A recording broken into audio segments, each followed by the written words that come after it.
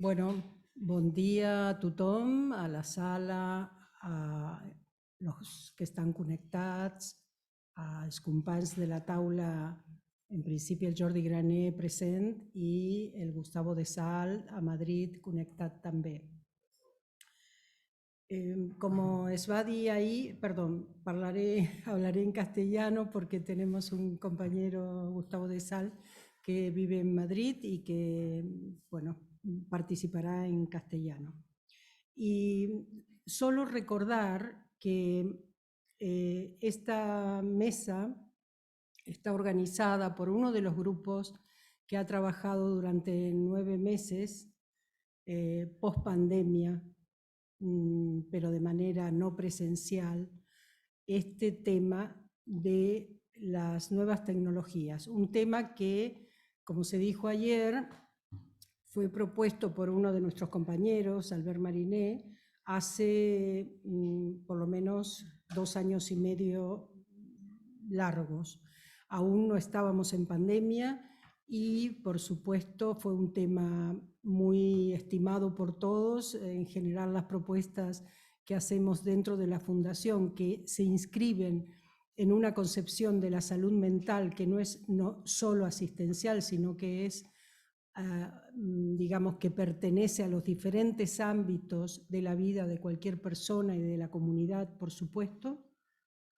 Decidimos entonces reunirnos en torno a un tema que era lo psicosocial y la ética. Este tema nos ha quedado un poco reducido en el sentido de que era como un tema contextual, digamos, porque luego hablamos de psicopatología, que fue ayer, y de otras cuestiones, pero por cuestiones de organización tuvimos que hacerla en el día de hoy. Y la cuestión de la ética será tratada en profundidad por el Comité de Ética de la Fundación también esta misma tarde. En relación a la tradición que tenemos en la organización de los congresos, que como bien se ha dicho, todos nos dedicamos, los diferentes profesionales, no solo de la Fundación, sino de diferentes ámbitos, nos dedicamos a pensar y a trabajar y a imbuirnos en un tema que también nos era muy nuevo, pero que está muy presente en nuestra práctica y que la pandemia lo ha puesto además al 100% en nuestra práctica. Hemos pensado, trabajado, reflexionado sobre el tema, siempre desde una visión, digamos, de crear pensamiento, una visión crítica, pero también desde una visión de poder entender cómo posibilitar, digamos, una vida mejor u otro mundo posible, como diría el poeta. En ese sentido, una de las cuestiones es organizar talleres y mesas redondas. Esta es nuestra conclusión, podríamos decir, o nuestra exposición de todo lo que hemos trabajado. Nuestro trabajo y los temas que nos tocaron están colgados y estarán colgados en la página web, por lo cual no me extenderé. Y hemos decidido para esta mesa invitar a 2 personas, como son Jordi Graner, aquí presente, y Gustavo de Sal, que está conectado de otra manera, porque Jordi también está conectado, supongo. Virtualmente, quiero decir. En principio, bueno, son 2 personajes muy interesantes. Con uno de ellos hemos trabajado, con Jordi en el grupo, pudimos encontrarnos, y con Gustavo de Sal, bueno, yo conozco un poco sus cuestiones, luego comentaré, y digamos las cuestiones a las que se dedica. Y empezaré por Jordi, que hoy nos hablará. Él es pensador, escritor, conferenciante y asesor. Es filósofo, máster en Sociología y magíster en Gestión Pública de la Universidad Autónoma de Barcelona. Actualmente fundador y presidente de AIRE, Asociación de Investigación para la Resiliencia. Ha ocupado diferentes cargos, director de máster, en dos temas que me parece que son bastante interesantes para nosotros además, que es todo el tema de la gestión de conflictos en relación a familia e infancia, los usos del tiempo, las discapacidades y además temas de prevención, ¿no? Que es un tema que también me parece muy interesante porque, digamos, tendría que ver con cuestiones que ayer se tocaron y con la gestión de riesgos en la comunidad. Bueno, Jordi, podemos comenzar. Tu tema lo puedes decir. Jordi caminará entre nosotros y dirá sus pensamientos. Adelante. Este es el título: ¿Cómo generar esperanza para la salud mental ante el jaque digital a la humanidad? El Washington Post pidió a sus lectores que mandaran cuál era la mejor definición del año 2020. De todas las propuestas recogidas, la más valorada fue la siguiente.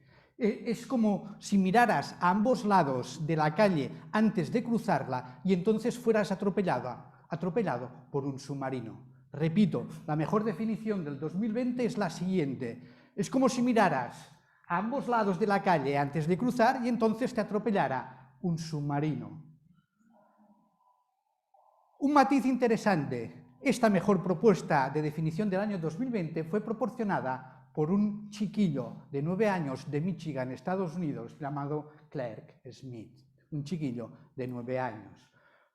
Yo considero que esta definición del año 2020 no solo es la mejor definición del año 2020, sino que es la mejor definición para la época de pandemia, e incluso me atrevería a decir que es la mejor definición para definir esta época incomprensible en la cual estamos viviendo. Nos atrevemos nosotros a llamarla por un acrónimo formado por las siglas MAS, que es Mundo Susceptible de Ser Atropellado por un Submarino. Eso quiere decir que vivimos una época en la cual nos acontecen a nuestro alrededor sucesos que son inexplicables, sorprendentes, no familiares y que nos desorientan. Bienvenidos al mundo susceptible de ser atropellado por un submarino. Ese mundo, característico de esta época incomprensible en la cual vivimos, a más ve acrecentada su incomprensión por todo el mundo digital. La inteligencia artificial, el Big Data, el Internet de las cosas, la cuarta revolución industrial, el Internet de las cosas, todo este mundo acrecenta esta incomprensión. Bienvenidos al mundo susceptible de ser atropellado por un submarino. Y de ahí, y de este acrecentamiento de la incomprensión que el mundo digital aporta, y por tanto aporta ansiedad, neguits en castellano sería... Neguit, inquietud. Inquietudes, miedos, etcétera, etcétera. Eso es lo que nos proporciona la sociedad digital. La premisa de salida, en estos 25 minutos que voy a hablar, es la siguiente. Para unar una sociedad digital humana, y remarco, humana, y una excelente o mejorable salud mental, es necesario ejercer de manera vital o fundamental acción comunitaria emancipadora. Esa es la tesis de salida. Y eso es lo que voy a intentar explicar en estos 25 minutos. Hay que decirlo, en el año de que se conmemora el nacimiento de un pedagogo como Paulo Freire, lógicamente no puedo no citar sus ideas básicas y entonces hacer referencia a las políticas, a las estrategias emancipadoras de Freire. Esa acción común que permite humanizar la sociedad digital y mejorar la salud mental pasa por desarrollar estrategias emancipadoras. Estrategias emancipadoras que deben liberar dos acciones comunitarias básicas, y es de lo que voy a hablar.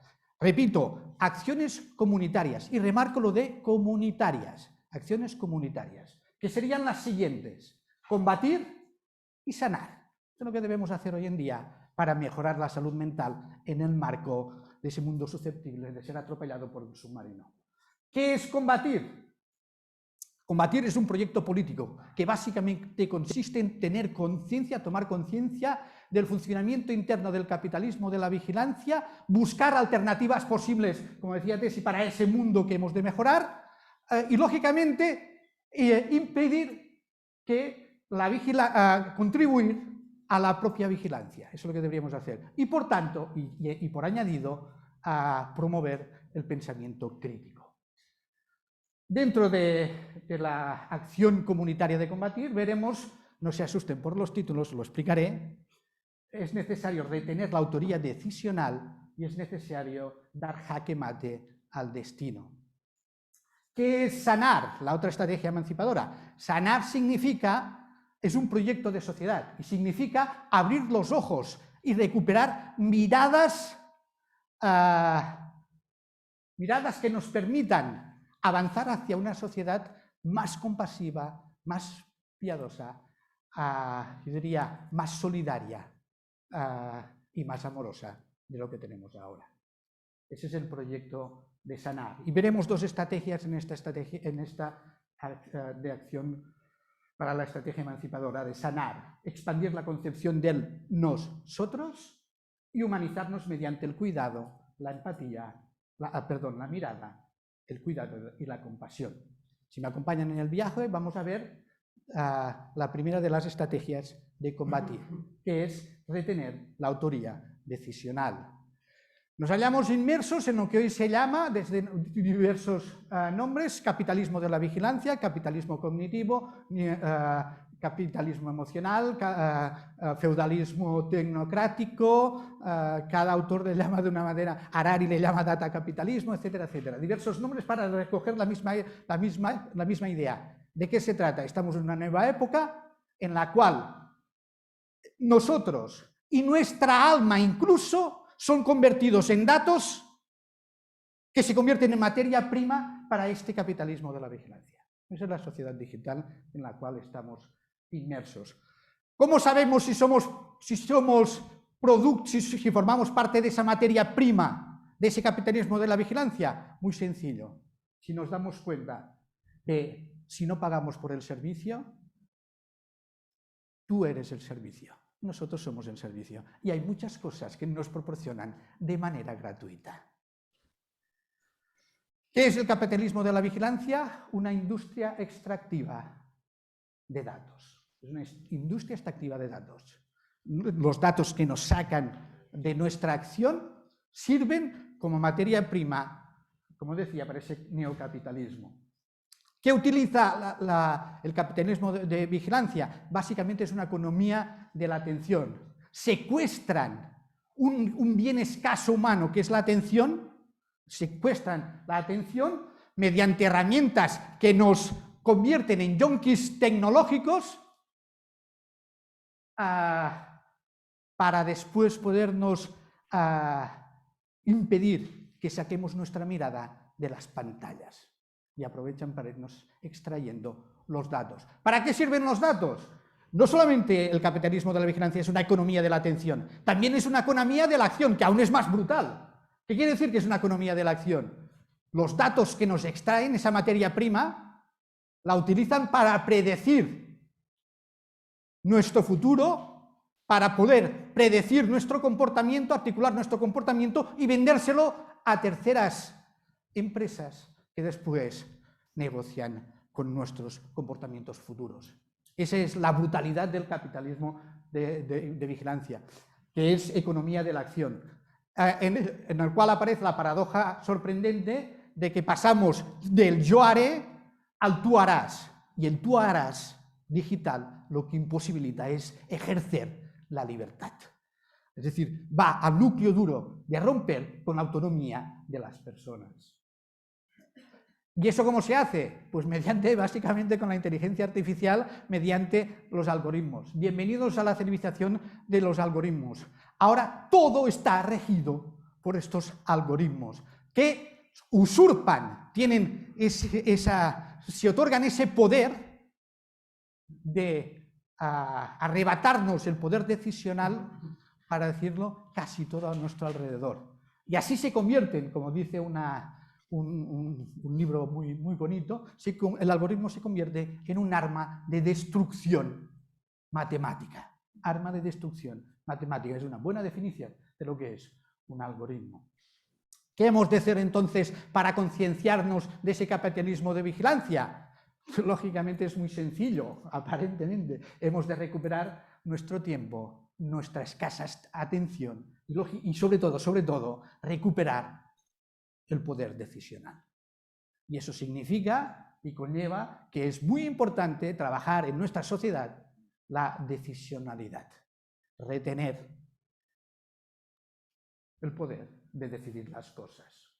Segunda acción comunitaria de la estrategia de combatir: dar jaque mate al destino. Zygmunt Bauman, en un libro precioso que se llama El mal líquido, reconoce que hay un fantasma que recorre Europa. Vivimos en unos tiempos en los cuales no hay alternativa posible. Vivimos en unos tiempos en los cuales predomina la creencia en el fatalismo, el determinismo, el pesimismo y el miedo. Nunca en otros tiempos había existido tal presencia de estas creencias fatalistas deterministas. Es una clara exposición de lo que se conoce del pensamiento central de Margaret Thatcher, la dama de hierro, que utilizaba este acrónimo en inglés, TINA, there is not alternative. No hay alternativa posible. No hay alternativa posible al capitalismo, al mercado o a la globalización. La sociedad, recordad, decía, la sociedad no existe. Esto es TINA, que está imperante desde entonces. En el ámbito tecnológico, es la misma expresión. La tecnología es inevitable, nos dicen. La tecnología, queramos o no, va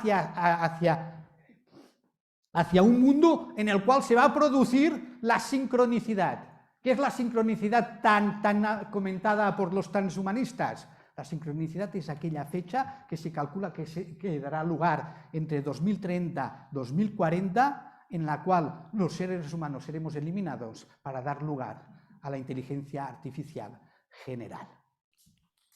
Se nos dice, queráis o no queráis, la sincronicidad vendrá y os va a aniquilar.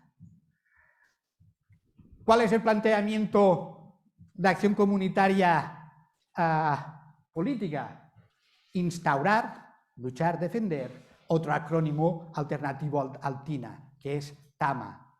There are many alternatives. Hay muchas alternativas posibles. No es verdad que hay la mejor manera de hacer las cosas. No es verdad que la sincronicidad sea inevitable y que la tecnología sea inevitable. Podemos pensar, generar, crear mundos alternativos en los cuales no tenga que desaparecer la humanidad por el empuje de la sociedad digital. ¿Eso qué significa? Hemos de recuperar una capacidad muy humana, trascendental para la humanidad, que consiste en generar, pensar, prometer, construir, co-construir futuro. Co-construir lo que nosotros llamamos en el ámbito de resolución de conflictos la imaginación moral. La imaginación moral es la capacidad de ver en el presente los desencadenantes del futuro. Hoy en día necesitamos gente generativa que tenga esta capacidad de crear, construir, intentar provocar el futuro. ¿Qué hemos, por tanto, de educar en esta segunda acción comunitaria? Es precisamente esa generatividad. He desarrollado pequeñas pinceladas de la acción comunitaria del combatir. Pasamos a la segunda acción comunitaria, crear proyecto de sociedad, del sanar. La primera acción es expandir la concepción del nosotros. Me decía, me parece, una persona que estábamos hablando antes, me decía, ¿lo puedes afirmar con tal contundencia?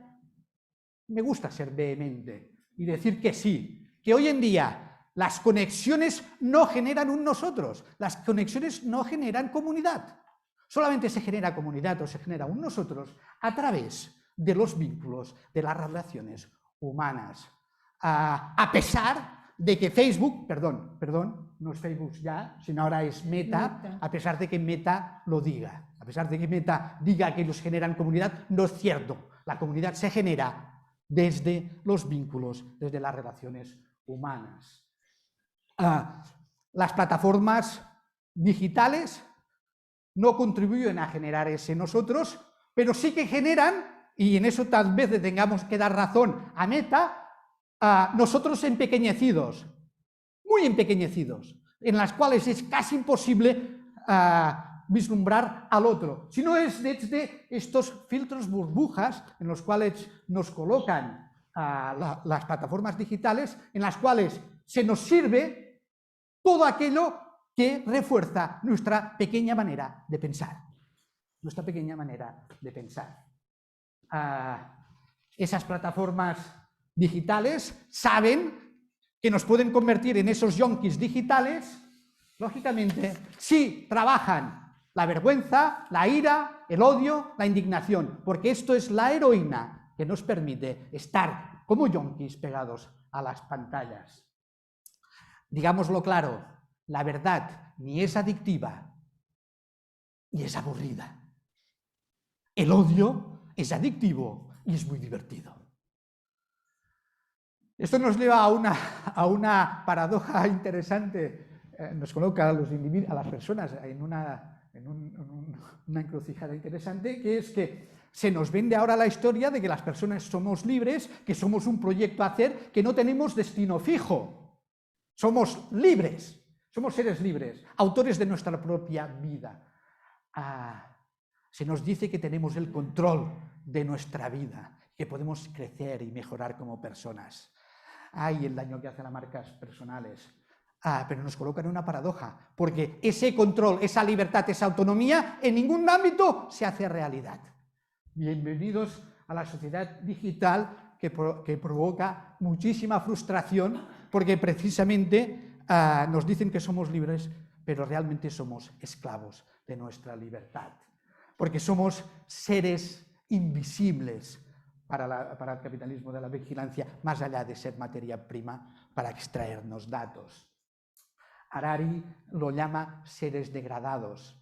Marina Garcés, la filósofa, le llama seres residuales. Seres degradados, seres invisibles, seres residuales, me da igual el nombre, pero en realidad todas estas metáforas remiten a la misma característica. Bienvenidos al sistema de castas digitales, en las cuales la mayor parte del pueblo deviene irrelevante, sin dignidad. Somos personas irrelevantes para el sistema de castas digital, somos sin dignidad. Y aún peor, que es alucinante. Lo alucinante del tema es que a más somos felices en ser autoexplotados. El poder lo tiene muy fácil hoy en día, porque no debe de ejercerlo, como decía Foucault, desde el cuerpo. Ha entrado en la psique y tiene suficiente para que nosotros seamos autosumisos y autoexplotados. En la dialéctica de Hegel entre el amo y el esclavo, ahora somos amos y esclavos a la vez. Alucinante. Alucinante. ¿Qué es lo que debemos hacer entonces en esa acción combativa de sanar? Volver visibles a los invisibles, hacer visibles a los degradados, a los residuales.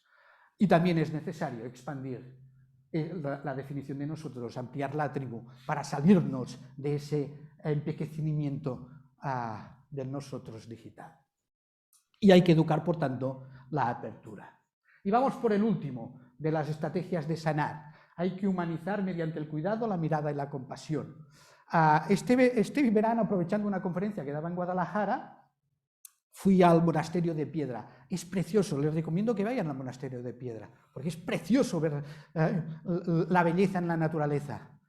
Y estaba mirando esa belleza con mi mujer y aluciné y le dije a mi mujer, ¿has visto? Todo el mundo estaba mirando la belleza del Monasterio de Piedra a través del móvil. Quita el móvil y ve la belleza. La pobre mujer. Es la única que ve la belleza. El mundo digital es un mundo empobrecido en el cual no hay lugar para el encuentro, el rostro y la presencia. La pandemia lo ha agudizado.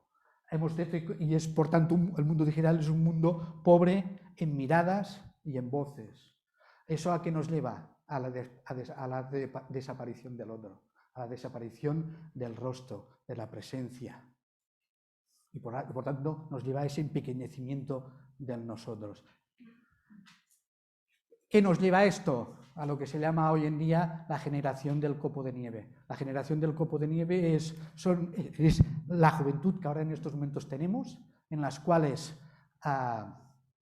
son muestras de individualismo feroz, de una vulnerabilidad emocional alucinante, que odian que se les lleve la contraria.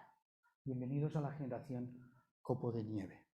Se le llama copo de nieve porque, como sabéis, cada cerebro es único como un copo de nieve y cada persona es única y ellos se creen únicos y por tanto especiales. Y esa especialidad les lleva a todos estos desastres que he enumerado. ¿Qué hemos de hacer, por tanto?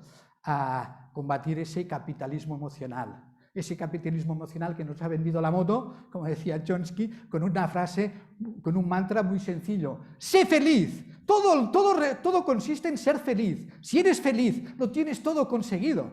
Sé feliz, es el mantra.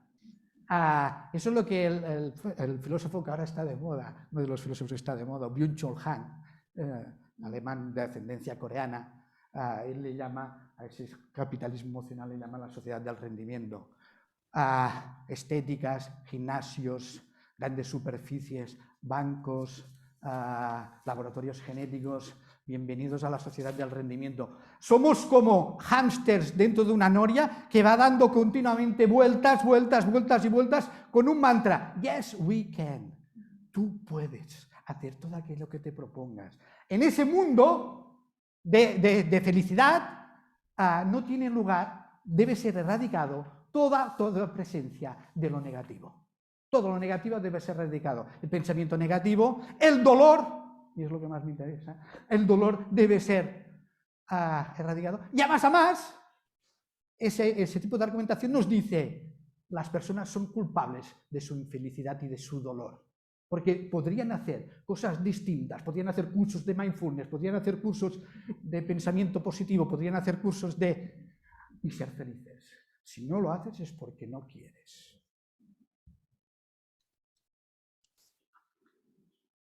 El hámster en la noria al final se cansa.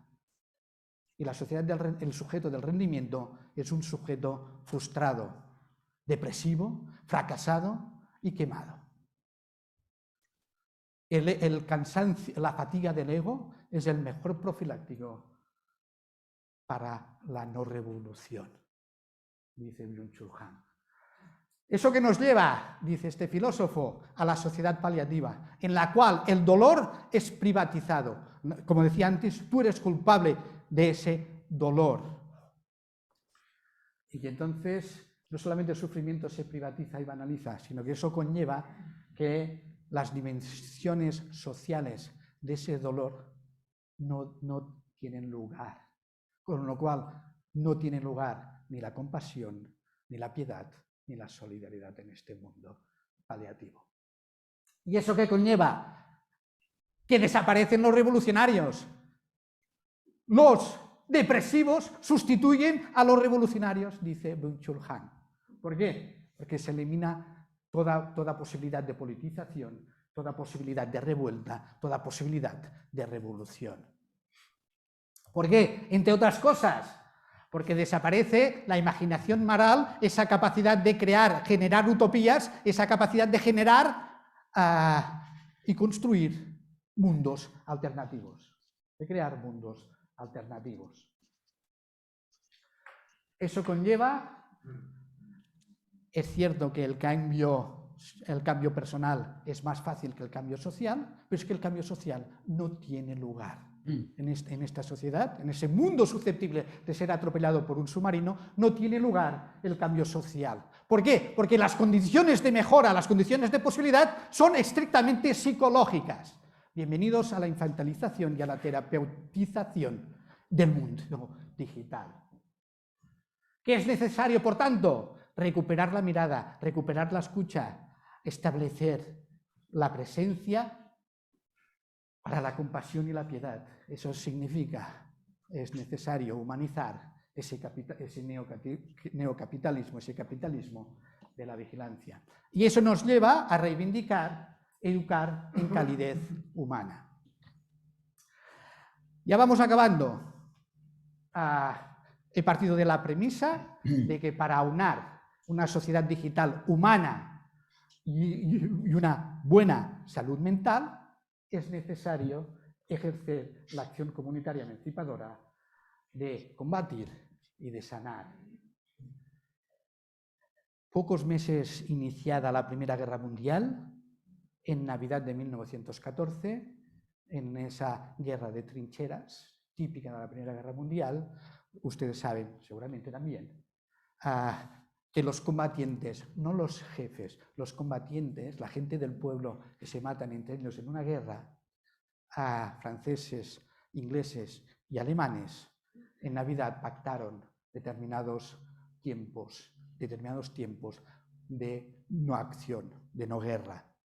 Aquí hay la imagen, incluso se hizo un partido de fútbol entre los ejércitos correspondientes. Y de aquí quiero remarcar la palabra buscar buscar tiempos de protección.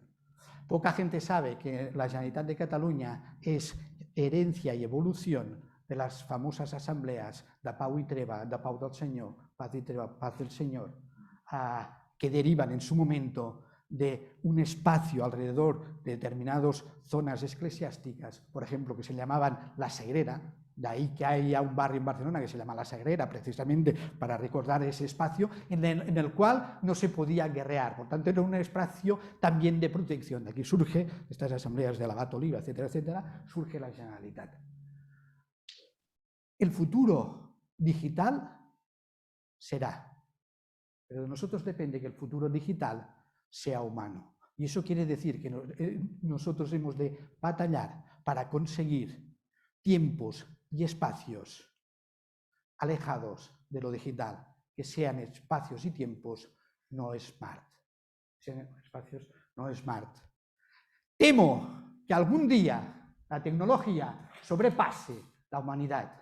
Si eso acontece, serán tiempos en los cuales solamente habrá una generación de idiotas, decía Albert Einstein. Parecerá un sinsentido, pero en este mundo susceptible de ser atropellado por un submarino, si no quieren ser idiotas, yo les enmiendo a que sean como mínimo tontos, alejados de los mares. Muchas gracias.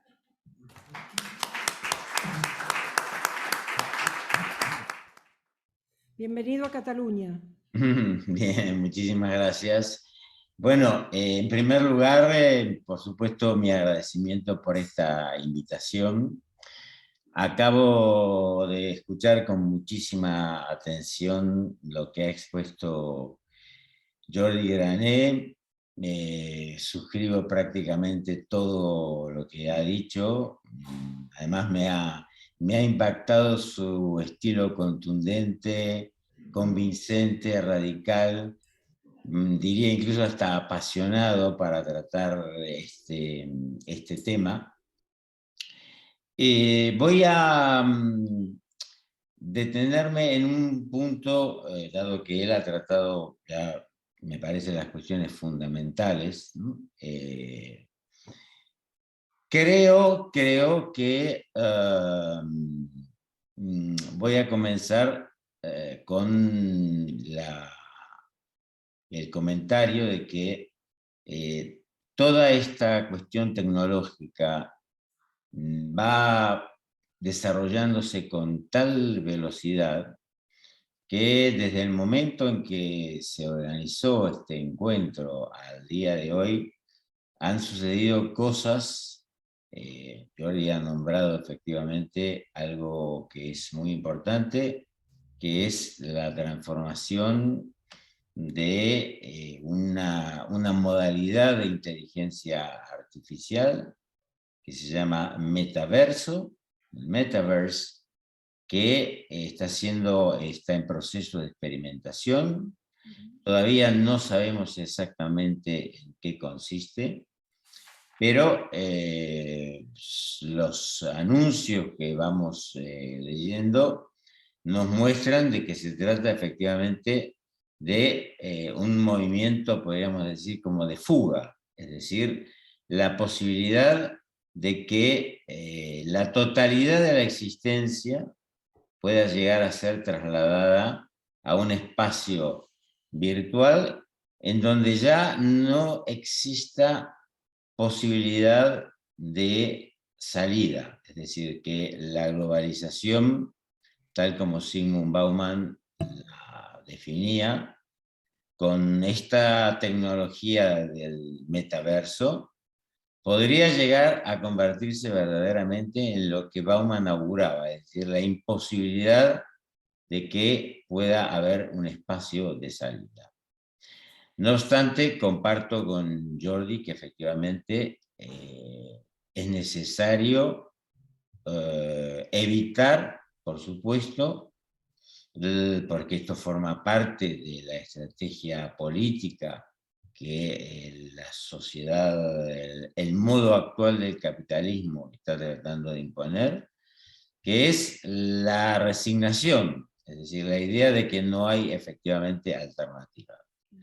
Creo que efectivamente las hay, aunque personalmente considero que la tecnología va apoderándose de todos los espacios de nuestra vida, como nunca antes habíamos conocido, y a una velocidad que supera todas nuestras posibilidades de predicción.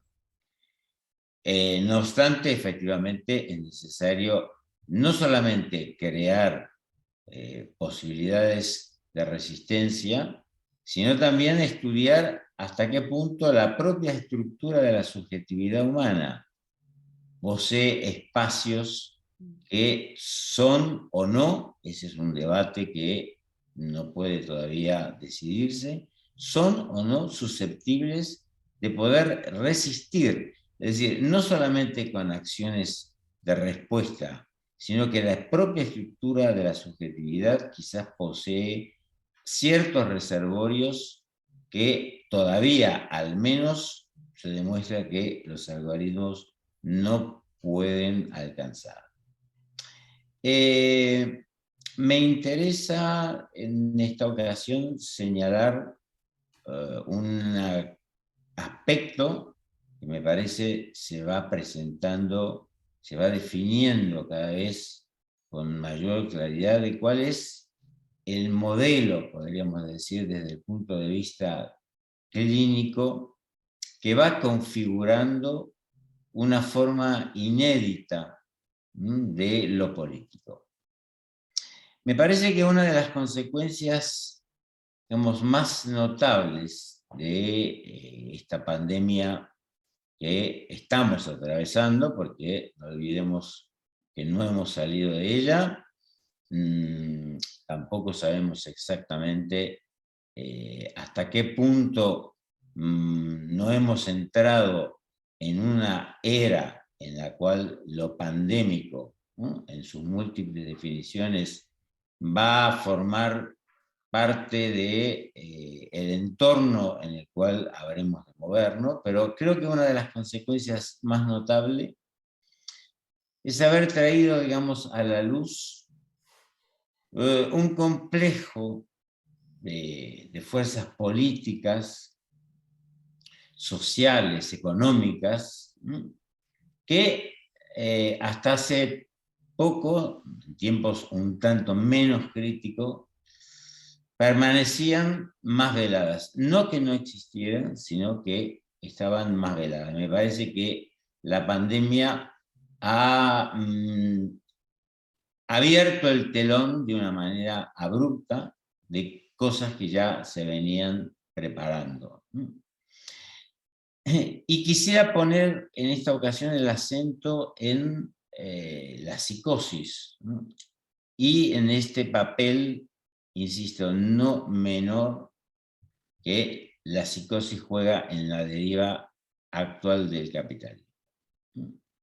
Me ha encantado la metáfora que ha utilizado Jordi de esta es la época en la que miramos hacia todos los lados a cruzar la calle y somos atropellados por un submarino. Es decir, que la locura, en el sentido más amplio del término, la locura se ha convertido en, podríamos decir, el modelo actual de la subjetividad y también el modelo a partir del cual se aprovecha, lo político aprovecha, ¿no?, de la locura contemporánea para crear formas inéditas de dominación. Me parece que hay una categoría dentro de la psicosis, ¿no? No me refiero a la psicosis como tradicionalmente la entendemos en el campo de la psiquiatría, sino a las psicosis no desencadenadas, lo que llamamos las psicosis ordinarias, las psicosis razonantes, las psicosis blancas, es decir, todas aquellas modalidades de locura que han existido y que a partir de la promoción de la psiquiatría francesa y alemana, fundamentalmente la esquizofrenia y la paranoia, que han sido extraordinariamente útiles para la industria farmacéutica, estas otras modalidades de locura han ido quedando relegadas al olvido, y a consecuencia de la pandemia, ahora voy a tratar de explicar a qué me refiero, no solamente que han vuelto a la superficie, es efectivamente ese submarino que ha aflorado, sino que voy a tratar de dar algunas pinceladas de cómo esto está teniendo una influencia en lo político de un carácter absolutamente inédito. Bueno, por supuesto que el imperativo de la felicidad, como Jordi lo ha demostrado en varias maneras y lo ha señalado, el imperativo de la felicidad que se ha convertido, digamos, en el lema de nuestro tiempo, finalmente en la predicción literaria es El mundo feliz de Huxley, el que ha triunfado en la sociedad del entretenimiento, pero es interesante señalar cómo detrás de ese imperativo de la felicidad lo que hay es una crueldad impresionante, una crueldad infinita que convierte efectivamente al sujeto, por una parte, en alguien a quien se le promete que la felicidad está a su alcance, por lo tanto, si no la consigue, es un fracasado.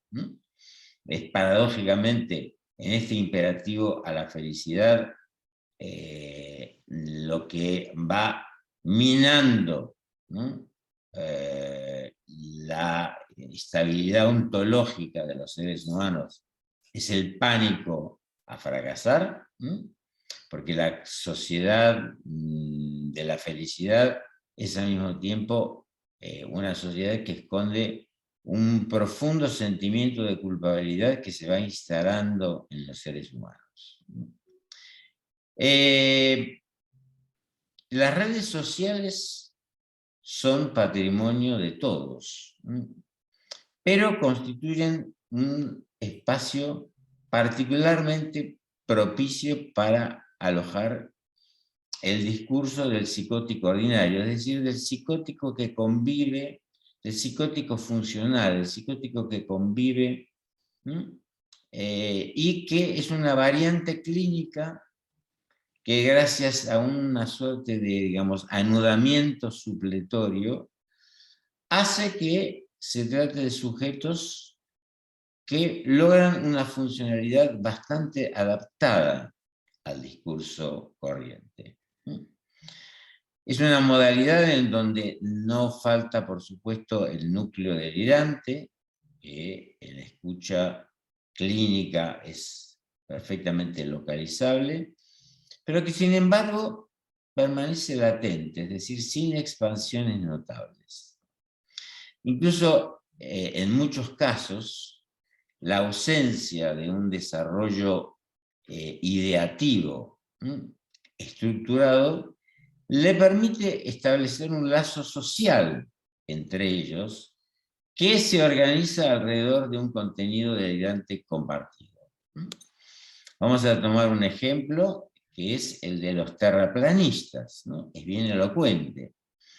Se trata de una creencia delirante que no funciona de modo individual, sino que actúa como amalgama, capaz de reunir a sujetos en una comunidad donde se reconocen mutuamente, conquistan una especie de, digamos, insignia que los nomina, y la cual consiguen encontrar un modo de colectivizar, por así decirlo, el síntoma de cada uno.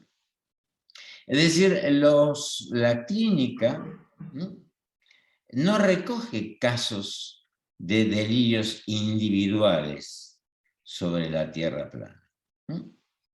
Aunque un psicótico puede haberse constituido, digamos, como el caso cero, el inventor de este delirio, resulta mucho más interesante formular una secuencia lógica en la que el delirio antecede a sus seguidores. Es decir, se trata de una construcción narrativa que está hecha, por supuesto, conforme a las leyes de la paranoia, y es una construcción que tiene un estatuto semejante al mito, es decir, logra dar sentido a un real primario, posee una virtud explicativa que permite localizar el mal, o procura despertar las conciencias adormecidas o hipnotizadas por la acción de fuerzas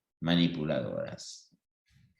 Es decir, a partir de la circulación social del delirio, que actualmente está favorecida por el efecto multiplicador de las redes, los sujetos psicóticos, y en particular aquellos que responden clínicamente a la forma ordinaria, enlazan la singularidad de su posición subjetiva a la universalidad de la creencia delirante, que ya, digamos, está editada en el discurso que corre por el ciberespacio.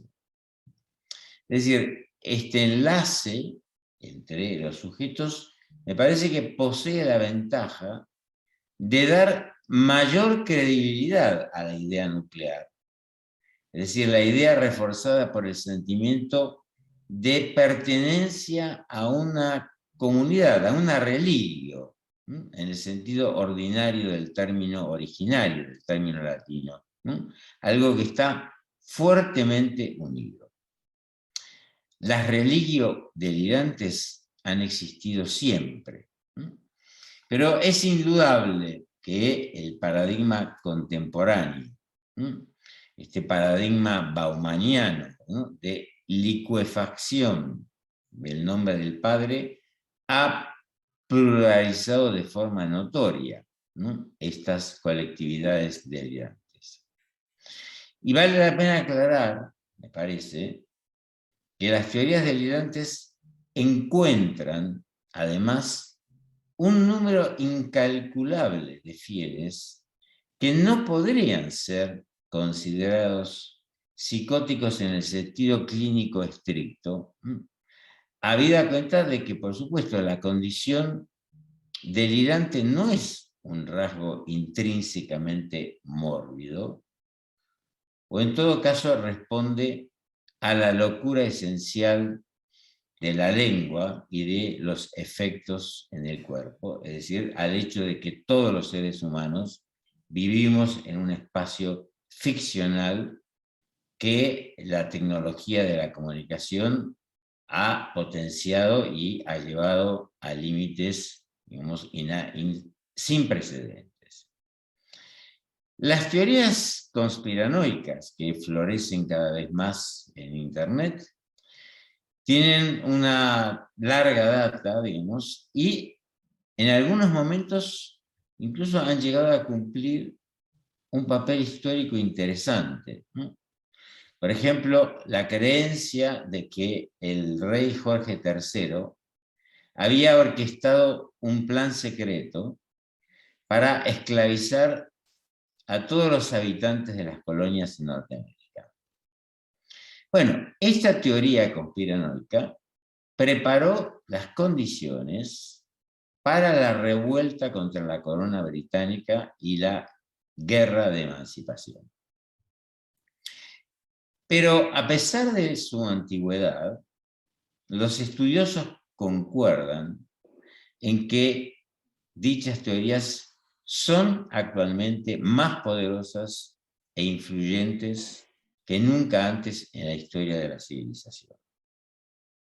Es decir, jamás se había logrado, hasta un extremo como el actual, amenazar la supervivencia de la verdad fáctica, que, por otra parte, como bien lo ha señalado Hannah Arendt, solo puede establecerse mediante el testimonio de testigos que por lo general son poco confiables y por informes, documentos, monumentos que perfectamente pueden ser fraguados. Hannah Arendt es incluso mucho más radical cuando afirma que nada puede impedir que la mayoría de los testigos sean falsos y que bajo ciertas circunstancias el sentimiento de pertenecer a una mayoría puede incluso estimular el falso testimonio. Bueno, desde la perspectiva que el psicoanálisis nos ofrece, también podemos agregar que ese estímulo puede partir también de una minoría cohesionada por una teoría delirante. Es decir, esa línea tan débil y borrosa que separa la verdad fáctica de la opinión, así como, por supuesto, la falta de todo rasgo de autoevidencia en los hechos, que siempre pueden haber sucedido de otra manera, se manifiestan en la posibilidad de que la historia pueda reescribirse, incluso delante de los ojos de quienes han sido sus testigos directos. Es decir, no existe hecho alguno que no pueda ser negado o pasado por alto, lo cual representa en el plano político la expresión de la fuerza con la que la creencia delirante se impone en el sujeto psicótico. Es decir, la verdad como construcción ficcional está presente en la raíz de toda acción política que, por definición, se apoya en la mentira como instrumento fundamental de movilización. La novedad actual, me parece, es que la mentira ya no posee un reverso, que su desenmascaramiento no cambia absolutamente nada, ni trae consecuencia alguna, en la medida en que la creencia es capaz de sobrevivir a cualquier desmentido. Bueno, hemos tenido el año pasado algunos ejemplos sorprendentes, pese que por fortuna, y por motivos que no tengo tiempo de desarrollar aquí, creo que España es una sociedad que posee algunas características que permiten defenderse quizás un poco mejor de estos movimientos delirantes que hemos visto surgir y vemos surgir a lo largo de todo el mundo, fundamentalmente a partir del mundo anglosajón, aunque va extendiéndose poco a poco. Dos pequeños ejemplos, ¿no? El año pasado recordarán cómo Antonio Cañizares, el cardenal arzobispo de Valencia, sorprendió al declarar en una misa que las vacunas contra el COVID-19 se fabricaban con células de fetos abortados. Pocos días antes, el cantante Miguel Bosé, según esta teoría, fue uno de los pocos que se sumó, surgida de los Estados Unidos, había afirmado que el virus era propagado por las antenas de 5G y que las vacunas contendrían un microchip de videovigilancia que se iba a inocular en el cuerpo al ser inyectadas. Todos estos movimientos ya tienen algunas décadas, pero han aumentado su alcance gracias a las redes sociales y al acontecimiento actual de la pandemia. Aquí surge un problema, digamos, que indudablemente incumbe al psicoanálisis, que no puede sustraerse al enigma que se plantea en los siguientes términos. Las ideas delirantes no poseen una relación intrínseca con las ideas políticas. La psicosis es una modalidad del ser que atraviesa todo el espectro ideológico, y sin embargo es imposible pasar por alto, me parece, el hecho de que las creencias delirantes que van alcanzando progresivamente una posición de fuerza en el discurso social y que van conquistando un grado importante de adherentes y difusores, acaban por encontrar una acogida entusiasta en las ideologías de derecha y de ultraderecha. Es decir, aquí se plantea un anudamiento interesante entre psicosis, teoría delirante e ideología política. La pandemia del COVID-19 es la primera a escala global que se produce desde la aparición de Internet en la historia. Por supuesto que esta circunstancia no puede dejarse de lado en el análisis de lo ocurrido, ¿no? Y las consecuencias a medio y largo plazo, puesto que Internet es la red en la que indefectiblemente estamos todos confinados, sin posibilidad, insisto, de concebir un espacio exterior a ella, lo cual no implica que efectivamente comparto totalmente lo que el comentarista que me ha precedido, Jordi, ha insistido, lo cual no implica que tengamos que implementar todos los medios para crear espacios de resistencia, por supuesto. Pero el virus y los que vendrán constituyen, me parece, el mejor ejemplo del goce devastador que el ser hablante ha diseminado sobre la Tierra. Es decir, si el hombre es indisociable del desecho que produce, si el desecho es finalmente quizás lo más real del hombre, aquello que lo identifica hasta el extremo de haberlo producido a escala industrial, como pudo verse en el Holocausto, esta identificación ha sido reforzada y multiplicada al infinito por la acción de la fabricación a escala inhumana de los objetos técnicos, que sean la prolongación de la voz y la mirada es su aspecto inmediato y manifiesto. Su reverso, realizado en el flujo imparable de basura que se ha convertido en la primera capa terrestre, es sin duda el excremento. Es lo que habrá de ahogarnos. El COVID-19 no solo es la demostración de que se ha liberado un mal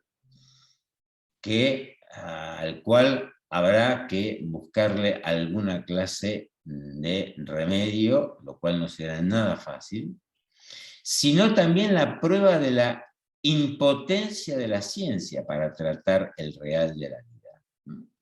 La ciencia se rige por leyes inmutables, mientras que el goce humano es incalculable. Las letras de la ciencia para eso son poco eficaces. Eso es precisamente el punto de apoyo, el grano de verdad, como Freud lo demostró, que subyace a toda construcción delirante. Bueno, lo que hemos conocido como la era Trump tal vez ha sido el mejor ejemplo donde apreciar la interconexión entre psicosis y política. Un sujeto clínicamente psicótico que descree por completo en la verdad de la ciencia y que en nombre de su propia intuición logró cautivar a millones de psicóticos ordinarios, extraordinarios y sujetos que, no siéndolo clínicamente, se sumaron mediante la afirmación de que la ciencia constituye una amenaza contra la libertad. Y sabemos que el argumento libertario es favorito entre los movimientos de ultraderecha, que rechazan violentamente la legitimidad de todo saber. Es decir, Trump detentó un saber que provino de la iluminación delirante. Y el tratamiento de lo real paranoico encuentra condiciones perfectas en las ideologías de extrema derecha, que en síntesis se basan en los mecanismos de reintroducción del mal en el campo del otro, como ha quedado muy claro en el ataque al Capitolio, que constituye un antes y un después en la lógica de lo político. Me parece que hoy, digamos, a través de las redes sociales, tenemos la posibilidad de cómo esta alianza entre psicosis y extrema derecha es una metáfora que es perfectamente aprovechada por el capitalismo contemporáneo, ¿no? Enfrascado en definitiva en la aceleración vertiginosa de su propia destrucción, sin que de momento se vislumbre, pese a las posiciones milenaristas que lo augura, ese paso emancipatorio que habrá de salvarnos. Por lo tanto, es misión tanto de los que participamos de alguna u otra manera en la experiencia clínica, en la práctica de pensamiento, generar efectivamente las líneas de fuerza, las condiciones que, permítame aquí para finalizar, no la posibilidad de poder sobrellevar una escape a la cobertura generalizada de las tecnologías, sino efectivamente cómo tratar de pensar la manera en que podamos crear espacios donde los algoritmos puedan efectivamente detenerse en esa introducción en todos los rincones de nuestra existencia. Muchas gracias.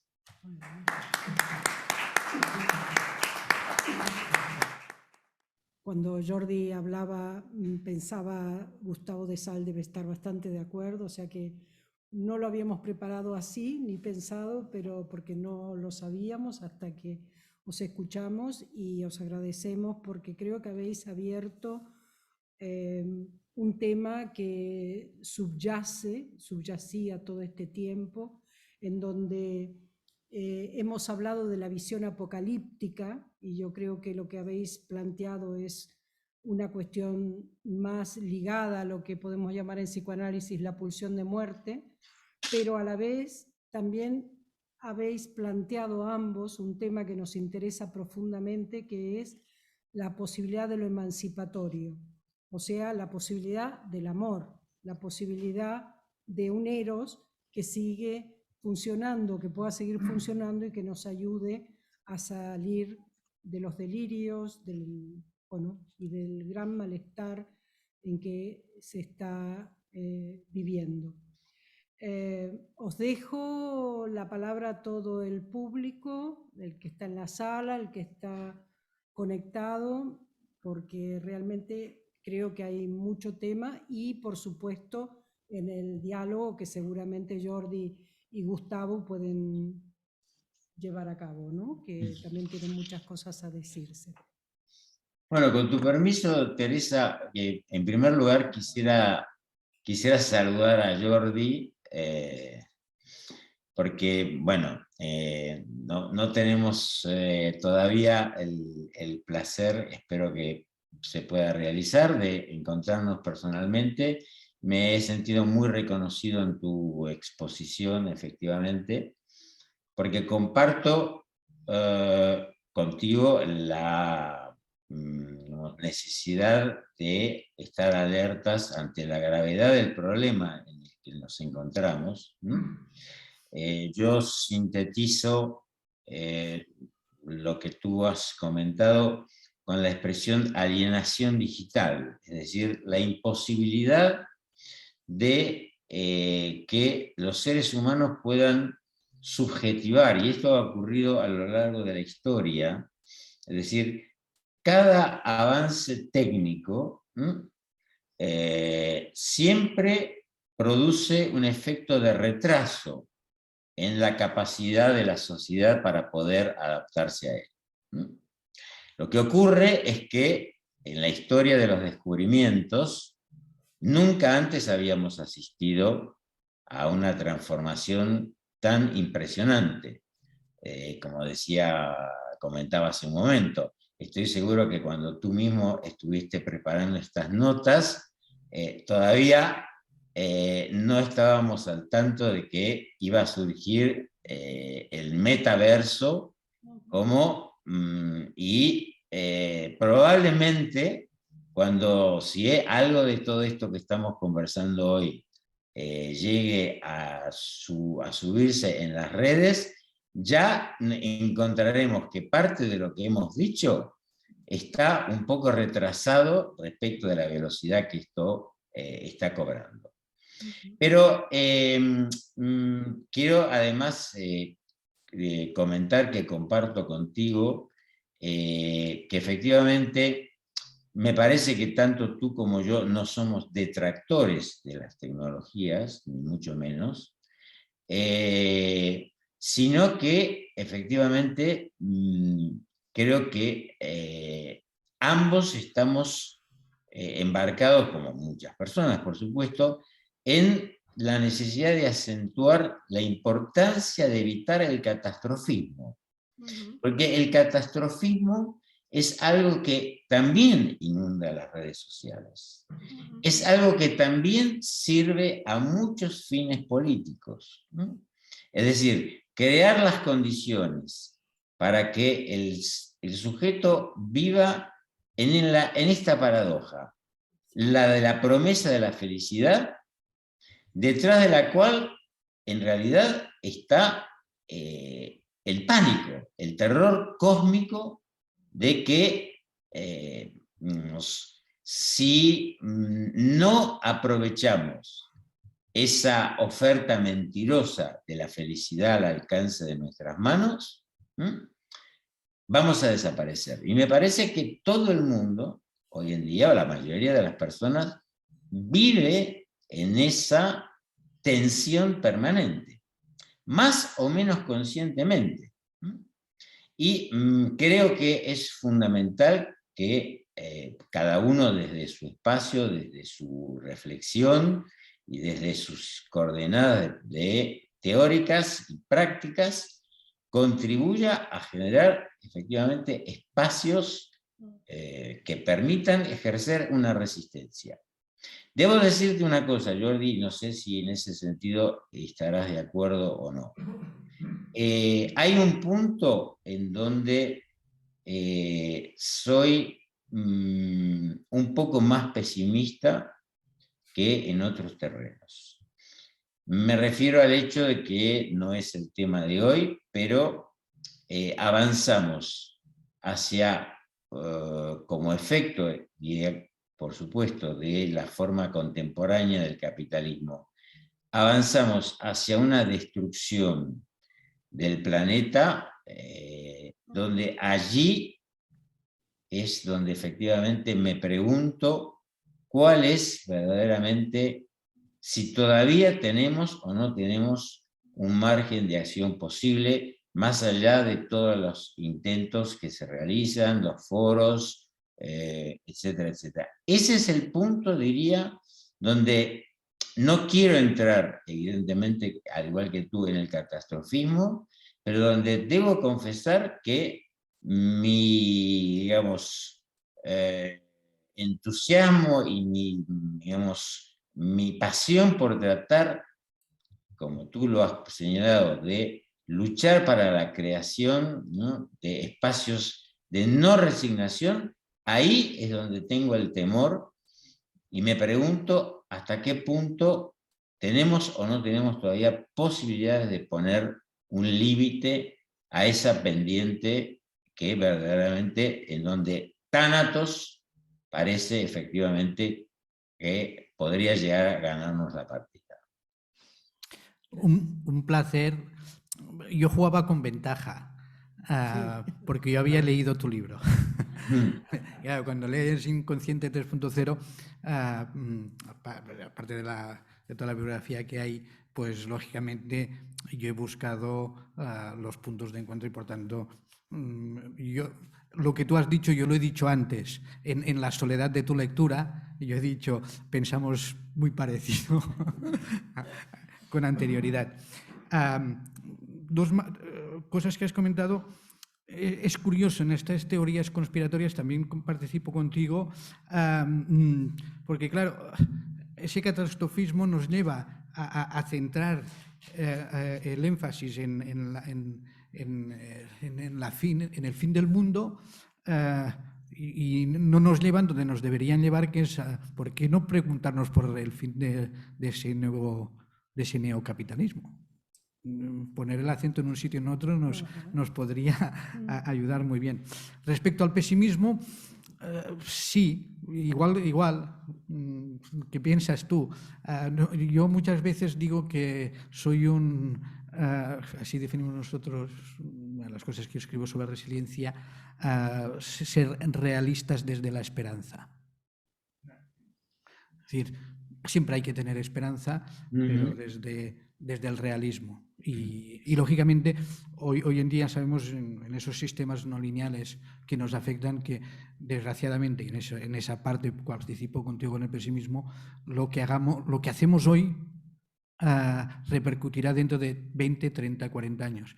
Y hoy somos hijas de lo que decidieron o no decidieron, hicieron o no hicieron generaciones anteriores.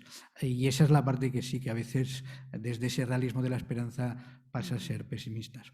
Y por último, me ha gustado mucho toda tu manifestación sobre teorías conspiranoicas, y es un tema que también me preocupa. Después de leer Anna Applebaum, tiene un libro precioso que se llama El ocaso de las democracias, donde ella es una persona, una periodista premio Pulitzer, una persona de derechas, que analiza la deriva totalitaria en Polonia. Está casada con un estadista polaco, en Polonia, en Hungría, en Estados Unidos, en Inglaterra y en el Estado español. Y una de las ideas que ella lanza es decir, dice, la gente de derecha, mis amigos, pues son sus amigos, con esa deriva totalitaria, son gente que odia lo complejo y le encanta lo simple, la idea que lanzo, para que sirva de reflexión. Pero otra cosa que me interesaba es, hablando de Hungría, pues hablaba de estas teorías conspiratorias donde siempre sale Soros. El magnate especulador Soros sale en todos los sitios. Y claro, entonces dije, voy a mirar si en el Estado español respecto al tema de Cataluña también está Soros, porque hasta ahora no lo había leído. Y sí, encontré un libro precioso que se llama Soros rompiendo España. Y dije, es que todo cuadra, todo cuadra. Bueno, mucho tema, ¿eh? ¿Alguna pregunta aquí? Sí, bueno, primer hi ha uns agraïments al Jordi Graner per l'Anna Carrió, que diu que dona moltes gràcies per haver transmès la possibilitat de tenir alternatives. No, Bueno, ara és que me dirijo a Jordi. I després una persona que agraeix molt la seva participació. Y después hay una pregunta, intervención de Miriam García, que pregunta: ¿se podría decir que esta información viral de las últimas semanas sobre el gran apagón es un ejemplo de lo que explica de estos colectivos psicóticos, más allá de la guerra energética actual, que parece bastante real entre países, y la constatación de que está de moda practicar este gran poder que tiene crear el pánico en las masas por perversión o por intereses económicos o por ambas? Gracias. había también un mensaje de Moya que acaba de aparecer, de Josep Moya. Vale, bueno. Está clara la... Responderá, pero yo le añado, para que responda Gustavo, una pregunta. Has hablado de la locura, y yo diría, ¿la locura no podría ser también un espacio de salida? En el sentido de decir, por ejemplo, ahora nos dicen, ¿qué tenemos que hacer? Pues marear a los algoritmos con locura. ¿No podría ser un espacio de resistencia? En tu argumentación, ¿eh? Sí, por supuesto que sí. Estoy totalmente de acuerdo. No olvidemos que la locura ha participado, es inherente a todas las grandes creaciones y transformaciones que han hecho avanzar, ¿no?, la historia de la humanidad, sin duda. Hay es decir, sin un grano de locura no hay literatura, no hay ciencia, y eso es una de las cuestiones que al mismo tiempo es verdaderamente interesante de las sociedades anglosajonas y las nuestras. Seguramente muchos de los inventos que hoy en día tienen una expansión planetaria, si se hubieran presentado en nuestra sociedad, nadie se las habría tomado en serio. Porque efectivamente algo que caracteriza al mundo anglosajón es donde efectivamente los inversores están dispuestos a escuchar a esos locos que apuestan por cosas que evidentemente parecen delirantes, y que algunas de ellas evidentemente han cambiado el mundo, sin duda, por supuesto que sí. O sea que también la locura puede tener un papel emancipatorio, lo que pasa es que todo depende de cómo eso se instrumentalice, sin duda. ¿Hay alguna? Perdón, alguien hizo un comentario sobre el tema del gran apagón. ¿Qué piensas tú, Jordi, sobre esto? Porque te diré que cuando lo leí por primera vez, creí que se trataba de un fake. Ahora, cuando nuestra ministra, ya llegamos al punto de nuestra ministra hace una declaración, me pregunto de qué se trata todo esto. Porque hay algo de lo que no hemos hablado, claro, podemos hablar de todo, y es que efectivamente ahora hay voces bastante autorizadas que auguran que se inaugura una era nueva, que es la era de la escasez, de la superabundancia de las cosas. Ahora parece ser que nos aproximamos a una era en donde quizás el neoliberalismo va a tropezar con algo que estaba totalmente fuera de sus cálculos. La posibilidad de que efectivamente no fuera una acción externa la que pudiese torcer su camino, sino que su propia lógica interna pudiera llegar a amenazar su existencia. El gran apagón, sea o no sea un fake, puede ser la metáfora de que efectivamente el neoliberalismo pueda tropezar con lo impensado de su propia lógica. Puede. ¿Sí? ¿Quieres contestarnos? Hay otras preguntas, Gustavo, en el público, porque no sé si los ves, pero hay un cierto público aquí.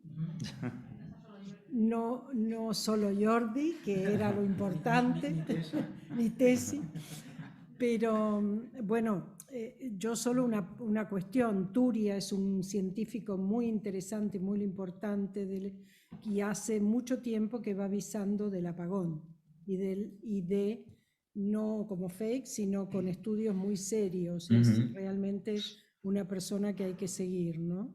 Y bueno, ese es un tema que ayer o el primer día surgió en la conferencia de Jenny Roca, pero digamos no hemos logrado aún entrar en profundidad y es un tema para mucho tiempo y por supuesto seguramente te llamaremos y os convidaremos a que podamos seguir hablando de este tema. Pregunta en el público. Sí, no, reflexión o propuesta y una pregunta al final, ¿no? Bueno, de entrada agradeceros las aportaciones, además en formato moderno, ¿no? Es decir, uno lejos, otro aquí, interactuando, es decir, estamos en onda, ¿no? Totalmente. Aparte de la broma, es decir, voy a tender un puente entre la primera conferencia que citaba ahora Tesi y las exposiciones de hoy, ¿no? Dos constantes que se citaban, que eran la velocidad y la dimensión poblacional de acceso de noticias, fakes o lo que sean, ¿no? Es decir, esas serían dos características que yo creo que, voy a enlazar con la propuesta, nos obligan a tener en cuenta las generaciones jóvenes o superjóvenes, ¿no? Es decir, que son los que se mueven en este enjambre digital, etcétera, ¿no? Porque podemos, con perdón de la expresión, putear a los algoritmos, es una buena idea, es decir, utilizar las mismas herramientas que utiliza el propio neocapitalismo y, por tanto, intentar subvertir esas intenciones. Me parece una buena idea. Pero ahí yo creo que nosotros, quiero decir, nuestra generación más o menos, nos quedamos cortos. Nos falta velocidad, nos falta agilidad y nos falta el abast poblacional, ¿no? Entonces la pregunta a ambos sería: ¿cuál es vuestra relación en este momento con la generación joven, con los jóvenes con los que os relacionáis en general? Es decir, es de colaboración, es de cooperación, es de estupor, es de desaliento, es decir, hostia, aquí no hay nada que podamos hacer con ellos, etcétera, etcétera, ¿no? ¿Cuál es vuestra visión de los jóvenes, los que tenéis alrededor, no como una definición conceptual o teórica, sino, bueno, aquellos con los que tenéis relación? Porque de alguna manera muchos de los que o las que están aquí trabajamos o trabajan con población vulnerable o con jóvenes, ¿no? Y ahí es donde, bueno, podemos hacer algún efecto de transmisión, ¿no? Gracias, ahí. Pep. La pregunta para ambos. No sé si hay más preguntas. Sí, hay más. ¿Queréis contestar ahora o esperamos a escuchar otras voces? Jordi, ¿quieres contestar tú esta pregunta? No, pues, te sigo. Bueno, a ver. Hacemos el formato que hicimos antes. Yo leí tu libro y después expuse. En este caso me siento particularmente concernido porque digamos, mi relación con la gente joven es muy importante, dado que me dedico a la práctica clínica y aunque trato personas de distintas edades, tengo una cantidad importante de pacientes jóvenes, y a través de ellos es donde efectivamente tengo acceso a la posibilidad de ver cómo cada uno de ellos percibe y el modo en que se vincula con todo esto. Evidentemente que no hay una respuesta general a esta pregunta. Me parece que hay usos distintos de las tecnologías, puesto que dependiendo de las características de cada sujeto, el uso que le da a la tecnología puede ser muy variable. Voy a poner dos ejemplos prácticamente antitéticos. Es decir, aquellos sujetos para los cuales la tecnología, las redes sociales, constituyen algo que por las características psicopatológicas les ha dado la posibilidad de encontrar una estabilización, es decir, personas que no pueden tener una relación con el mundo, voy a utilizar una expresión un poco corriente, pero para que nos entendamos. La gente que no puede tener un vínculo directo con el mundo real. Para esas personas, para muchas de esas personas, Internet ha sido una verdadera bendición. Son personas que, no pudiendo tener contacto que no esté mediatizado por lo digital, han pasado de vivir en una soledad patética y absoluta a poder intercambiar con otros, crear comunidades no presenciales, sino exclusivamente virtuales, pero que al menos les permiten efectivamente mantener alguna clase de lazo social. Para esas personas, evidentemente, ese uso, digamos, sintomático de las tecnologías de la comunicación les han dado la posibilidad de no quedar cautivos de la terrible soledad que puede significar la locura o la psicosis. Después puedo poner el ejemplo contrario. La gente, efectivamente, los que llamamos las generaciones de los nativos digitales, que saben perfectamente utilizar la tecnología con fines verdaderamente, fundamentalmente las tecnologías de comunicación, con fines verdaderamente interesantes, para crear acciones, servirse de esa tecnología para crear acciones que puedan tener una incidencia real, cambios importantes en el mundo. Bueno, no nos olvidemos que algunos movimientos políticos con los cuales podemos simpatizar, algunos sí, otros no, depende de cada uno, se han servido y se siguen sirviendo de las tecnologías de la comunicación. Esto es transpolítico. Quiero decir, los jóvenes de ISIS también se valen de la tecnología de la comunicación. Y por último, una cuestión muy rápida respecto al tema de la velocidad. La velocidad es evidentemente una modalidad de funcionamiento que se va imponiendo, que va creando, digamos, un estilo de subjetividad en el cual la gente poco a poco vive en un frenesí en el cual el tiempo no solamente que se convierte en un bien cada vez más escaso, sino, como decía Jordi, la industria de la atención tiene que ingeniarse permanentemente para poder capturar. Ya nadie tiene paciencia para escuchar una conferencia de 1 hora.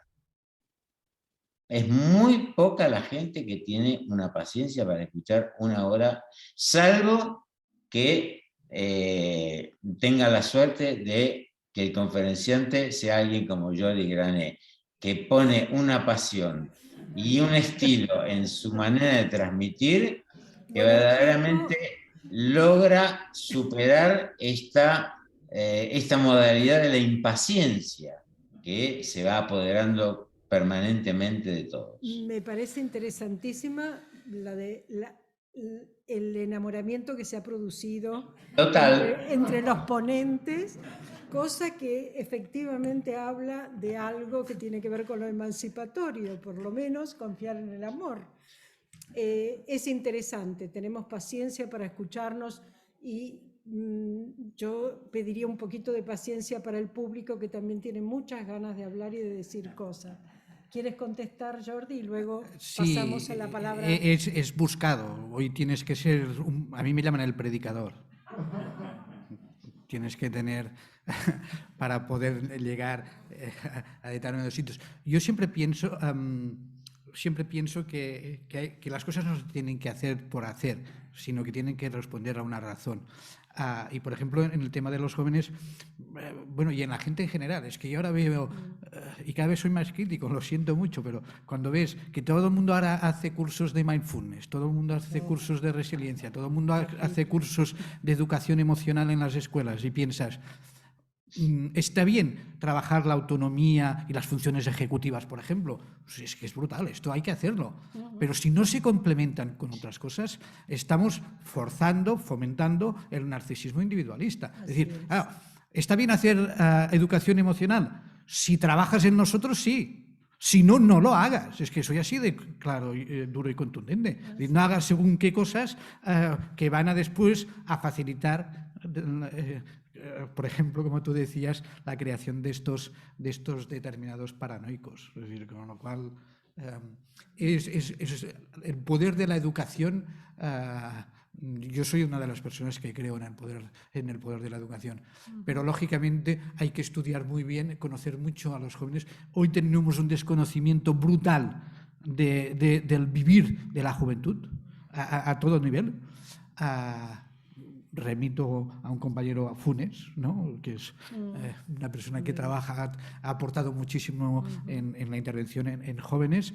Hay que conocerlos y después, y si los conoces, por ejemplo, les puedes dar determinadas pautas, como es la necesidad de los rituales. Una de las cosas que hemos de recuperar. Nuestra sociedad está erradicando toda posibilidad de ritual. Y hay que recuperar los rituales. ¿Por qué? Porque los rituales son los que nos ponen los pies en la tierra. Y entonces posibilitan, como tú decías, Gustavo, una ficción no paranoica. El público. Bueno, parece que tengo el micrófono y voy a aprovechar. Albert Mariné. Sí, Albert Mariné.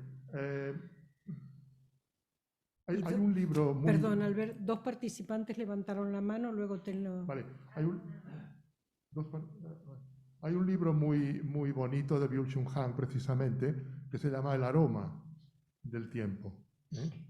El tiempo también se puede oler si uno está predispuesto a ello, ¿no? Y si no, pues no pasa volando y no se entera de nada, ¿no?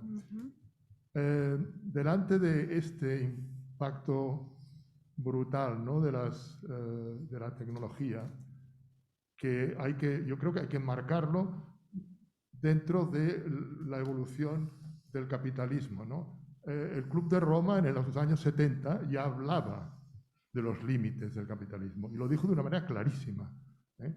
Y los mandatarios de aquella época no le hicieron ningún caso, pero estaba expresando lo que estamos viviendo de la crisis climática y los límites a los cuales nos estamos enfrentando, ¿no? Se ha ido el sonido.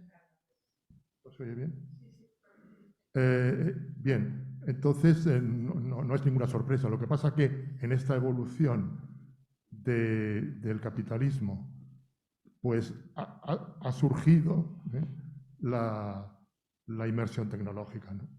Pero si no hubiera habido inmersión tecnológica, ¿qué hubiera podido pasar? Que no hubiera sido tan exacerbado, pues probablemente el capitalismo estaría en una crisis muy grande y hubiéramos tenido otro tipo de problemas, ¿no? Pero yo lo que quería decir y pensar es que delante de esta situación, yo lo que veo es que hay algunos pensadores, ¿no? Incluyo a Byung-Chul Han y algunos otros, que tienden hacia un cierto retraimiento individualista, entre comillas, y a veces con tintes un poco místicos incluso. Sería volver a hacer dejar dinero, que es lo que dice Byung-Chul Han, por decirlo de alguna manera, un neohipismo, un ruralismo y ver esa realidad, pero no ofrecer unas alternativas como vosotros estáis ofreciendo, de carácter comunitario, social, político, ¿no? Eso creo que... Y luego hay otros, muchos de los cuales salen precisamente de estas grandes empresas de Silicon Valley y tal, que tienen una posición más combativa, ¿no?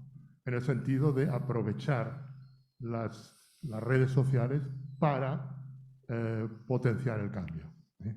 Hay movimientos, sería un poco todo lo que es el humanismo digital, ¿no? Tristan Harris y gente de esta, ¿no? Entonces, simplemente decir, y conecto mucho con el tema de la juventud, ¿no? Porque son gente bastante joven, con mucho tesón, que conocen la realidad de esas compañías, ¿no? Y que están dispuestos, como también están dispuestos los que luchan para revertir el cambio climático, ¿no? Ahora se ha visto, gente joven, y creo que tenemos que confiar realmente en esta parte de la juventud. Pero por otra parte también hay otros jóvenes que, digamos, sería un poco la metáfora del botellón. El botellón. La masa, más o menos informe, que, se embriaga, busca un placer directo. Psicoanalíticamente podríamos hablar de que es puro ello, ¿no? Y eso es sería un poco no future. No hay futuro, pues nada, botellón, ¿no? Entonces yo diría que hay, quizá, por polarizar las imágenes, una parte de la juventud bastante comprometida y muy lúcida, y otra parte que está obturada. Bien, aquí. Algunas consideraciones. Hay las llamadas zonas azules, no sé si conocéis las zonas azules. Las zonas azules son aquellas zonas del mundo en el cual el promedio de personas supercentenarias, es decir, mayores de 100 años, es superior a la media. Hay 5 lugares concretos en el mundo, una isla en Grecia, una isla en Italia, Okinawa en Japón, una abadía en Costa Rica y Monte Loma en California. Y se ha estudiado precisamente qué es lo que permite que esas personas de zonas azules sean supercentenarias. Y una de ellas precisamente, es decir, la que nos permite a los que ya somos ancianos, ya estamos en esa época, y nos permite tener un cerebro sin arrugas y ser activos, es precisamente cuidar el huerto. Se busca, aparte de tener significado, de pertenecer a una comunidad, etcétera, etcétera, pero una de ellas concretamente es cuidar, porque es un sinónimo, y Bui Chung Han lo dice así, es un sinónimo de ser una persona activa. Sabemos que nos mata el estrés, no hay que estar estresados, pero sí que hay que ser activos. Y respecto al tiempo, es verdad que vivimos en una sociedad estresada, que vivimos en una aceleración permanente, y eso nos lleva a pedir, a caer en el otro extremo, que es a ralentizar. Por ejemplo, hay un movimiento pedagógico importante que es ralentizar las escuelas. Y nosotros hemos llegado a la conclusión, siempre hablo de nosotros porque escribimos los libros, yo con Ana y yo, por eso siempre hablo en plural. Los griegos tenían 3 dioses para referirse al tiempo: Cronos, Kairos y Ailón. Dejaremos Ailón, aunque sería muy interesante para ustedes porque tiene ciertas derivadas, pero me voy a centrar concretamente en Cronos. Es el tiempo que domina el neocapitalismo, que es el tiempo, Cronos, el cronómetro, que es esa aceleración. Kairos es el momento oportuno, es un dios menor dentro de la mitología griega, pero es el tiempo oportuno. Por tanto, sería decir, ni deprisa ni lento, tiempo oportuno. Hoy sabemos, por ejemplo, que el proceso de poda neuronal y, por tanto, de adquisición de conocimiento se lleva a cabo por ventanas de oportunidad. Eso es el momento oportuno. Es decir, la Biblia lo dice muy claro, cada cosa tiene su tiempo. Y con lo cual es eso de decir, ni deprisa ni lento, cada cosa tiene su tiempo. Y cuidar un jardín es precioso a determinada edad.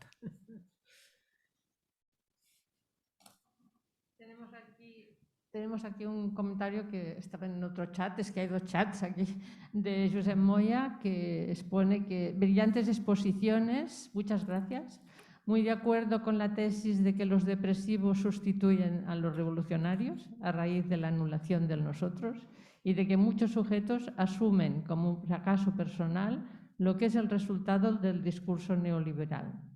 También muy de acuerdo con Gustavo de Sal cuando afirma que ciertos delirantes encuentran una buena acogida en la derecha y en la extrema derecha. Aquí había más, pero bueno. Vale.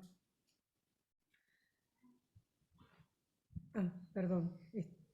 Y luego tú. Bueno, he tomado varias notas. Primero de todo, decir que, bueno, que esto es un lujo. Ya no solo la conversación entre vosotros, sino también las intervenciones de ayer. Es un lujo poder estar escuchando y recibiendo toda esta sabiduría. Voy a intentar organizar mis notas. Y mi intención es conectar con la mesa de ayer por la mañana. Yo vengo con mi libro, que es El cuerpo.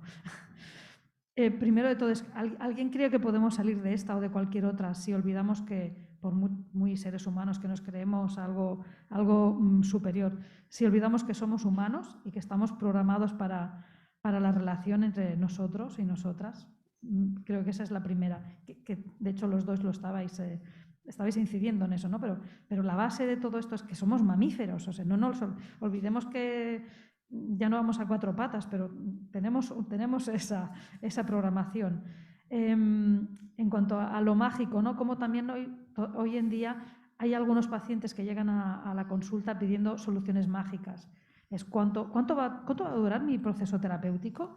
Y cuando a veces pienso, pues hijo mío, si supieras que pueden ser años. Pero claro, ¿no? Es mucho buscar la solución práctica para conseguir la felicidad que no tienen, ¿no? Y en cuanto al delirio, a la psicosis, ¿no? Si lo miramos como que viene de una experiencia de la falta de amor, ¿no? Que Tesi también apuntaba ¿no? La cuestión del amor, ¿no? Cómo la falta de amor nos desconecta de nuestro cuerpo, ¿no? Cómo nos encoge y nos disocia y nos deja viviendo solo en la mente. Y cómo eso no puede generar el delirio, puede generar la psicosis. Y cómo, para mí también, ahora se hablaba, ¿no? del aroma, ¿no? el oler, el cuidar el jardín, como si o sea, como ejemplo, como metáfora de que si no trabajamos para sentir el cuerpo, será imposible ser humanos y por tanto será imposible hacer red y hacer comunidad, ¿no?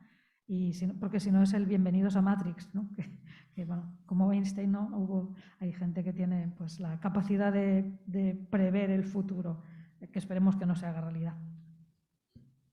Gracias, Esther. Paso, sí, hacemos otra palabra. Joan, buen día. Apuntate. Buen día. En primer lugar, agradecer las aportaciones de los dos ponentes que me han parecido muy adecuadas y en el contexto también de la secuencia de todas las exposiciones que ha habido me parece muy pertinente, ¿no? Y quería hacer una mención especial a la referència que has fet, Jordi, de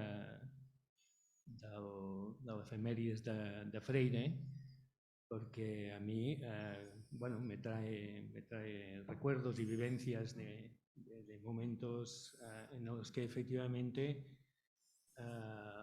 la dimensión colectiva ha estado muy impregnada, ¿no? En nuestro país, ¿no? Ha habido momentos, por las circunstancias históricas, que algunos hemos tenido privilegio por edad, supongo, de vivir y de experienciar que la colectividad es una cuestión que no es imposible, que no estamos tan lejos, a pesar de todo no estamos tan lejos. Y en ese sentido quería decir un par de cuestiones, ¿no? Una es que habrá que volver a recuperar las luchas de los comités de barrio por un semáforo ante el cual vehículos han chafado a no sé cuántas criaturas davant de l'escola. Esto habrá que recuperarlo, Tampoco estamos tan lejos, ya insisto, no estamos tan lejos de esto, ¿no? Y luego de una forma un poquito más específica, puesto que estamos en un congreso de salud mental, bueno, yo no sé si compartís conmigo esta experiencia, ¿no? Pero por lo menos en algunos sectores en la pública se nos ha pretendido imponer algunos tratamientos, algunas terapéuticas que tienen que ver con enseñar a los pacientes a pensar de modo determinado, en vez de ayudarles a pensar por sí mismos, ¿no?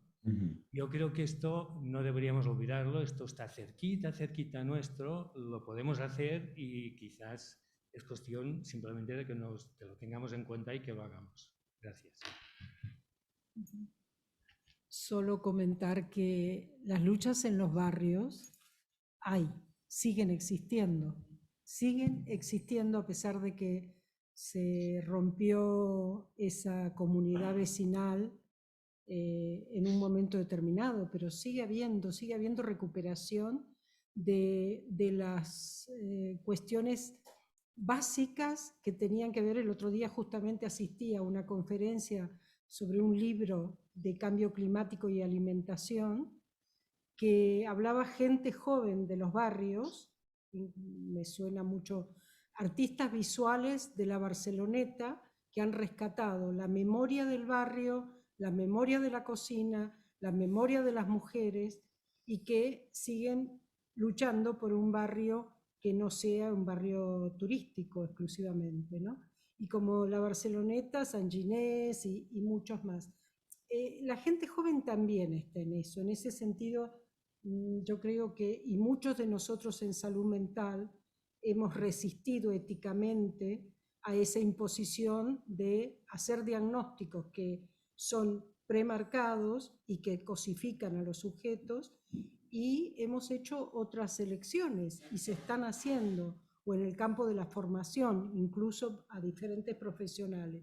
Entonces, pienso que bueno, ese sería el lado en donde desde la educación, desde la salud mental, desde la cuestión comunitaria, digamos, aún tenemos herramientas y aún ponemos el cuerpo, porque eso es cierto, los que estamos por aquí, salvo algunos jóvenes, somos de una época en donde nos tocó mucho luchas en un lado y en el otro. Entonces, pero aquí estamos creando espacios de resistencia. Yo creo que este es un tema importante, que cuando se van ampliando podemos ir resistiendo, pero no resistiendo resignadamente, sino resistiendo justamente como una manera de pensar y como una manera de acercarnos a los otros y de transmitir. El último libro traducido de Byung-Chul Han es Las no cosas. Y respecto al cuerpo es interesante leerlo. Pero en Las no cosas, Byung-Chul Han comenta el final del libro, que yo les he puesto aquí, que les recomiendo, que está entre los 100 mejores que ahora se pueden leer, de Zuboff, que es La era del capitalismo de la vigilancia. El libro del capitalismo de la vigilancia, por tanto, que comenta Byung-Chul Han, es lo siguiente. Me remito, no lo cita el libro, pero igual la gente no sabe que la canción Libre de Nino Bravo, seguramente estarán tarareando la canción. Resistiré. No de dinámicos, no. Libre como el sol cuando amanece, yo soy libre como el mar. Pues esta canción, aparte de ser una lucha antifranquista, recoge la idea de la primera persona, un joven de 19 años que fue muerto, asesinado, al intentar cruzar el muro de Berlín. Sabéis que a nosotros nos gusta marcar épocas y la caída del muro de Berlín en 1989 es el que marca la época de no se sabe qué, pero de algo nuevo. Si no recuerdo mal, el muchacho que murió desangrado, además mirando por los dos lados, se llamaba Ron Fletcher. Dice Zuboff en su libro La era del capitalismo de la vigilancia, el muro cayó, entre otras cosas, porque el pueblo alemán oriental dijo basta. Y Byung-Chul Han recoge esto, es decir, hemos de alzarnos y hemos de decir basta. Y esto es lo que hay que hacer. Es decir, hay que decir basta y volver, si alguna vez lo hemos dejado, volver a las barricadas. Bueno, ¿algo más, Gustavo? ¿Quieres decir? O igual algo más? metafóricamente, ¿eh? Sí. ¿Sí? Joan.